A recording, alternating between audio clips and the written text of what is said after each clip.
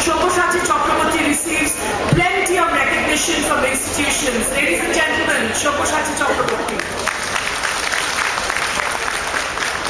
A very warm welcome to Shondip Rai, who is an Indian film director who mainly works in Bengali cinema. He's the only child of the noted Bengali director Satyajit Ray and Vijaya Rai. He started his professional career in film at the age of 22 as assistant director on his father's film Satranj Ki Khiladi. Sandeep দা যেটা আমরা অবশ্যই বাংলায় গল্প ফেলুদার গল্প, তাই তো?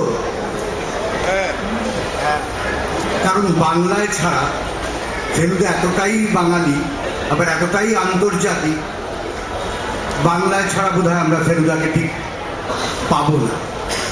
আসলে আমাদের, যদিও সন্দীপ রায় আমার থেকে কিছু বড়, আমাদের কৈশোর, আমাদের শৈশব এমন একজন মানুষকে ঘিরে কেটেছে যিনি যদি বিশ্ববরেণ্য চলচ্চিত্রকার নাও হতেন, বিশ্ববরেণ্য লেখক হওয়ার কেউ আটকাতে পারত না। সন্দেশ বলে যে পত্রিকাটি প্রকাশিত হতো তখনও কিশোর ভারতী প্রকাশ পায়নি। সেই সন্দেশের জন্য আমাদের কাড়াকাড়ি পড়ে যেত। তখন আমি প্রায় শিশু বললেই চলে। 1965 সালে, যদি না ভুল করে থাকি, সন্দেশ পত্রিকায় প্রথম প্রকাশিত হয়েছিল ফেলুদার গোয়েন্দাগিরি গল্প। তারপর ফেলুদা জেল নেক্সটে সর্বশেষ যে ছবিটি আমরা পেয়েছি বাদশাহী আংটি, যার ফেলুদা নাম্বার 2 এখানে বসে আছেন, ফেলুদা 1 and ফেলুদা 2, এটাও একটা বইয়ের নাম ছিল সত্যজিৎ রায়।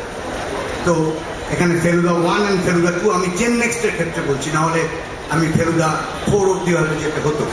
ফেলুদা 1 সৌমিত্র, তারপরে শশী কাপুর, যদি অল ইন্ডিয়া ধরি।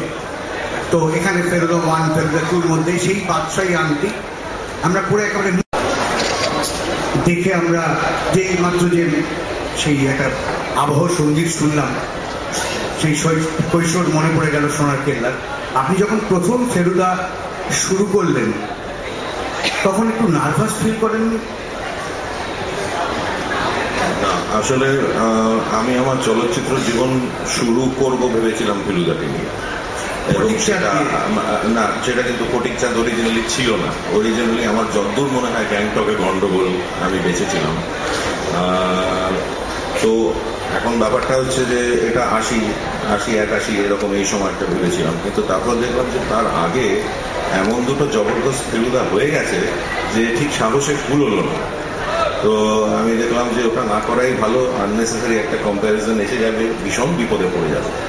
তবে আমি ঠিকই করেছিলাম যে বাবার কোনো উপন্যাস নিয়ে ছবি করব, আমার চলচ্চিত্র জীবন শুরু করব, যে কারণে আমি নেক্সট অল্টারনেট, যেটা আমার খুব প্রিয় উপন্যাস ছিল ফটিকচাঁদ, তো সেটা দিয়েই আমার জীবন শুরু হলো, চলচ্চিত্র জীবন। তারপরে তো অনেক দিন বাদে আমরা টেলিভিশনে ফেলুদাকে আনলাম। টেলিভিশনে সব্যসাচী চক্রবর্তী এবং শাশ্বত ছিলেন তখন তোপসে। বারবার আপনার তোপসেও পাল্টেছে, মানে ফেলুদা সময় তিনজন তোপসে এসছে, কারণ তোপসের একটা বয়সের ব্যাপার থাকে। তো উত্তর দেওয়া উচিত, কারণ আমার মনে হয় না যে ওর লেখার একটা অদ্ভুত মানে স্টাইল ছিল, যেটা আমরা বলি ফ্যাক্টলেস বা মেধহীন একটা স্টাইল ছিল।